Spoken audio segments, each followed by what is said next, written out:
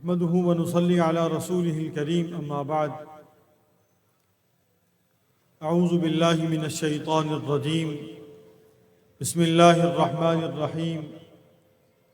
ما كان محمد أبا أحد من رجالكم ولكن رسول الله وخاتم النبيين وكان الله بكل شيء عليما صدق الله العظيم۔ صاحب صدر حضرت مولانا خواجہ عزیز احمد صاحب دامت برکاتہم، اس اجتماع کے داعی اور روح رواں حضرت مولانا محمد الیاس چنگوٹھی صاحب دامت برکاتہم، حضرات علماء کرام، حاضرین مجلس، اجتماع اپنے اختتام کی طرف گامزن ہے۔ آپ حضرات نے مختلف حضرات کی باتیں سماعت فرمائیں۔ میں اپنی کچھ گزارشات میں آج کے اس اجتماع اور اس تاریخ اور جس نسبت سے یہ اجتماع منعقد ہو رہا ہے اس کو اس کے عظیم ماضی کے ساتھ جوڑنے کی کوشش کروں گا کہ جو ایک تسلسل رہا اور اس تسلسل کے نتیجے میں ہم یہ کامیابیاں حاصل کرنے میں اللہ سبحانہ و تعالیٰ کے فضل سے کامیاب ہوئے۔ بر صغیر پاک و ہند میں فتنہ قادیانیت نے انگریز سامراج کی چھتری تلے جب پلنا شروع کیا، اس وقت مجلس احرار اسلام کے نام خوش نام سے ایک جماعت حضرت امیر شریعت سید عطاء اللہ شاہ بخاری نور اللہ مرقدہ نے قائم فرمائی، جس کے قیام کو 100 برس مکمل ہونے کو ہے۔ اس جماعت نے قادیانیت کا ہر محاذ پر مقابلہ کیا۔ 1934 میں قادیانیوں کی جنم بھومی قادیان میں داخل ہو کر مرزا بشیر الدین محمود اور اس کے چیلوں چانٹوں کا راستہ روکا اور مسلمانوں کو ان کے ظلم و ستم اور مسلمانوں کے ایمان کے تحفظ کے لیے جد و جہد کی۔ مجلس احرار اسلام نے قیام پاکستان تک متحدہ ہندوستان میں اپنی اس جد و جہد کو آئینی طریقے سے، پارلیمنٹ کے راستے سے، عوامی دباؤ کے راستے سے، اجتماعات کی صورت میں ہر حوالے سے اس کو بھرپور انداز سے جاری رکھا۔ پاکستان معرض وجود میں آیا، قادیانیوں نے آن دی ریکارڈ یہ بات موجود ہے، مرزا بشیر الدین نے اس پاکستان کو پلیتستان کہا اور کہا کہ ہم اس ناپاک ملک میں جانا نہیں چاہتے۔ آج ہم جس شہر میں یہاں جمع ہیں، اس سے متصل دریائے چناب کے کنارے پر موجود قادیانیوں کی آماج گاہ سابق ربوہ چناب نگر میں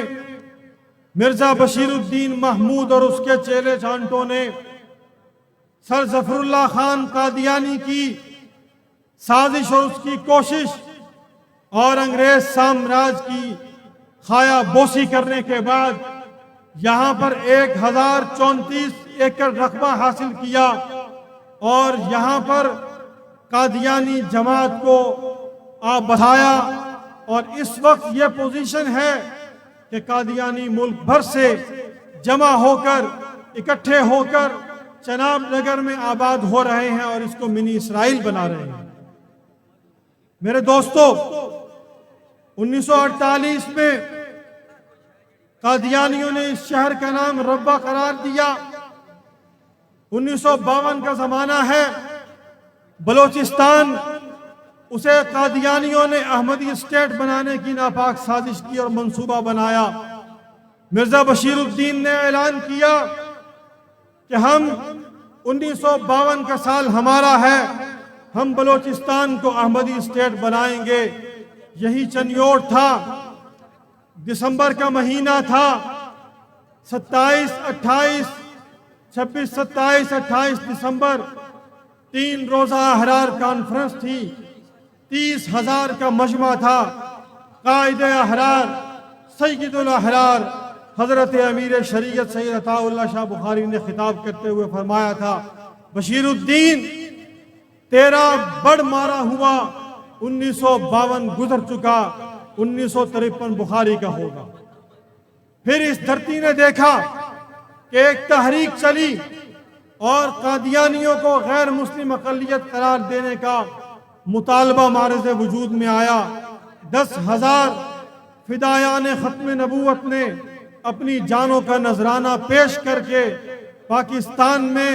حضور صلی اللہ علیہ وسلم کی ختم نبوت کے تحفظ کے لیے اور اس تاج اور اس تخت کو بچانے کے لیے پہرا دیا۔ انہی کی قربانیوں کے نتیجے میں 1974 کی مشترکہ تحریک چلی، کل جماعتی پلیٹ فارم قائم ہوا اور اللہ نے ان فقیروں کی لاج رکھی، حضور کے ان غلاموں کی لاج رکھی، اور آپ صلی اللہ علیہ وسلم کی ناموس کے تحفظ کے لیے پاکستان کی پارلیمنٹ میں قانون بنا اور قادیانیوں کو غیر مسلم اقلیت قرار دیا گیا۔ اسی سے 2 سال بعد چناب نگر میں 1976 میں ابنائے امیر شریعت، جانشین امیر شریعت حضرت مولانا سید ابو معاویہ ابو ذر بخاری نور اللہ مرقدہ کی قیادت میں اس جگہ پر پہنچے کہ جسے جون 1975 میں خرید کر اور مجلس احرار اسلام اور ختم نبوت کے مرکز کے لیے نامزد کیا گیا۔ فروری 1976 میں اس مرکز میں نماز جمعہ ادا کی گئی، مسجد احرار کا قیام کیا گیا، مدرسے کی بنیاد رکھی گئی۔ آج وہ مرکز رشد و ہدایت، اسلام کا پہلا مرکز وہاں پر جو قائم ہوا، آج وہاں پر قادیانیت کا تعاقب وہاں سے کیا جا رہا ہے۔ یہ فتح ربوہ کی پہلی سیڑھی تھی، یہ فتح ربوہ کا پہلا وہ سہانا دن تھا کہ جس دن قادیانیوں کا طلسم ٹوٹا، ان کا رعب و دبدبہ خاک میں ملا، اور ابنائے امیر شریعت اور قافلہ احرار، قافلہ امیر شریعت وہاں داخل ہوا۔ الحمدللہ حضرت چنیوٹی رحمت اللہ علیہ نے اسی تسلسل کو جاری رکھا، اسی جد و جہد کو آگے بڑھایا۔ 1953 کی تحریک ختم نبوت میں آپ نے قید کاٹی، حضرت امیر شریعت نور اللہ مرقدہ نے جو آگ مسلمانوں کے اندر سلگائی، ختم نبوت کی جو شمع روشن کی، حب رسول کا جو جذبہ ان کے اندر بھرا، یہ اسی کا نتیجہ تھا کہ حضرت مولانا منظور احمد چنیوٹی نور اللہ مرقدہ کے اندر یہ فکر جاگی، یہ شعور بیدار ہوا، اور انہوں نے اس فکر کو پورے پنجاب کے اندر پھیلایا اور ایک ایک جگہ پر لے کر گئے، حتیٰ کہ ایوان تک پہنچے اور وہاں جا کر اس بات کو پہنچایا اور انہیں مجبور کیا، قائل کیا دلیل کے راستے سے کہ قرآن کا تحفظ، نبی کی عصمت کا تحفظ، نبی کی ناموس کا تحفظ، نبی کی ختم نبوت کا تحفظ ہر مسلمان کے ایمان کی پہچان اور ایمان کا معیار ہے۔ اگر یہ نہیں ہے تو پھر مسلمان نہیں ہے، پھر اس کا رشتہ آقا نامدار کے ساتھ نہیں ہے، پھر اس کا کلمے کے ساتھ تعلق صرف نام کا ہے۔ کلمہ تو یہ تقاضا کرتا ہے کہ مسلمان جب لا الہ الا اللہ محمد الرسول اللہ پڑھ لے تو پھر دین اسلام پر ہونے والے ہر حملے کو روکنے کے لیے ہمہ جہت کوشش کی جائے، جان دینی پڑے جان دے دی جائے، مال قربان کرنا پڑے مال قربان کر دیا جائے، عزت و آبرو قربان کرنی پڑے قربان کر دی جائے، لیکن آقا نامدار حضرت محمد الرسول اللہ صلی اللہ علیہ وسلم کی ختم نبوت پر آنچ نہ آنے دی جائے، قرآن پر آنچ نہ آنے دی جائے، خدا کی وحدانیت کا انکار ہو اور مسلمان خاموشی سے سنتا رہے، اس مسلمان پر تف ہے۔ نبی کی نبوت کا انکار ہو، قادیانی پاکستان میں دندناتے پھر رہے ہو، اور جہاں پر انہیں آزادی حاصل ہو، ان کے جمعے کا اجتماع ہو، ان کی عیدین کے اجتماعات ہوں، انہیں یہاں پر مکمل قانونی اور مکمل حکومتی تحفظ حاصل ہو، حتیٰ کہ ان کا نظام ریاست در ریاست کی شکل پیش کر رہا ہو، اور یہاں تک صورتحال پہنچ چکی ہو کہ جناب یہاں پر بسنے والے ربوہ کے باشندوں کو ان کے مالکانہ حقوق حاصل نہیں ہے۔ وہ قادیانی جماعت کہ جو دنیا کے اندر انسانی حقوق کا راگ الاپتی ہے، اور یہاں پر حالت یہ ہے کہ اپنی ہی جماعت کے عام لوگوں کو چناب نگر میں رہتے ہوئے انہیں مالکانہ حقوق حاصل نہیں۔ ہمارا آج بھی مطالبہ ہے کہ شناختی کارڈ کے اندر مذہب کے خانے کو بحال کیا جائے۔ قادیانی ووٹر لسٹوں کے اندر اپنے نام درج نہیں کرواتے، آئین کو تسلیم نہیں کرتے، قانون کو تسلیم نہیں کرتے، آرڈیننس کو تسلیم نہیں کرتے، 74 کے فیصلے کو تسلیم نہیں کرتے، لیکن مطالبہ یہ کرتے ہیں کہ جناب ہم پاکستان کے شہری ہیں، ہمیں یہاں پر حقوق حاصل نہیں۔ میں آپ کو مرزا مسرور جو اس وقت مفرور اور قادیانی جماعت کا موجودہ نام نہاد رہنما ہے، میں اس کی ایک گفتگو کی طرف آپ حضرات کی توجہ مبذول کروانا چاہتا ہوں، اور میں پاکستان کے اقتدار پر موجود مقتدرہ سے اور اداروں سے مخاطب ہوں اور کہنا چاہتا ہوں کہ جناب آخر یہ بیانات لندن سے بیٹھ کر کیوں دیے جا رہے ہیں، اور مرزا مفرور یہ بات کس خوشی میں کرتا ہے، کس ذوم میں کر رہا ہے؟ آخر تو کوئی وجہ ہے جس کی وجہ سے اس نے یہ بات کہی، اور انہیں کوئی اعتماد دیا گیا، انہیں کوئی لالی پاپ دیا گیا کہ اس نے کہا، اس کی ویڈیو موجود ہے کہ ہمیں اطمینان ہے کہ پاکستان میں ہمارے حوالے سے اعلیٰ عہدوں پر فائز لوگوں کے دل نرم ہو رہے ہیں۔ ہمیں افسوس سے کہنا پڑتا ہے کہ جس پاکستان کے آئین پر آپ نے حلف اٹھایا ہے، اگر یہاں پر ایسا کچھ ہوگا تو یاد رکھیے پاکستان کا چپا چپا حضور کے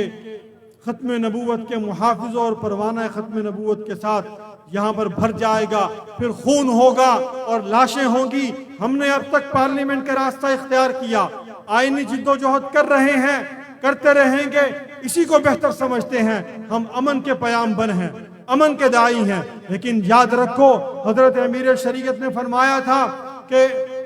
ناموس رسالت کا مسئلہ، ختم نبوت کا مسئلہ، یہ عشق کا مسئلہ ہے، عقل کا مسئلہ نہیں ہے۔ اس معاملے میں عقل کو جواب دے دو اور عشق کے ساتھ اس مسئلے کے تحفظ کے لیے نکل پڑو۔ پھر مسلمان پاکستان کی سڑکوں پر ہوگا،